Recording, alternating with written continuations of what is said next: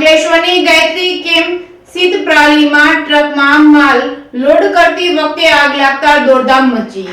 અંકલેશ્વરની ગાયત્રી કેમથી પ્રાલીમાં ટ્રકમાં માલ લોડ કરતી વખતે આગ લાગતા કામદારોમાં અફરાતફરીનો માહોલ સર્જાયો છે। બનાવની જાણ થતાં જ 8 જેટલા ફાયર ટેન્કરો ઘટનાસ્થળે દોડી આવી આગ પર કાબુ મેળવવાની કવાયત હાથ ધરી હતી। અંકલેશ્વરમાં આવેલ ગાયત્રી કેમસીદ પ્રાલી કંપનીમાં એક ટ્રકમાં માલ સામાન ભરતી વખતે અચાનક આગ ભભૂકી ઉઠતા કંપનીના કામદારોમાં દોડધામ મચી ગઈ હતી। જોત જોતામાં આ કંપનીમાં રહેલા મિથાઇલ એસિટિક નામના સોલવન્ટના જથ્થો પણ આગની ચપેટમાં આવ્યો હતો।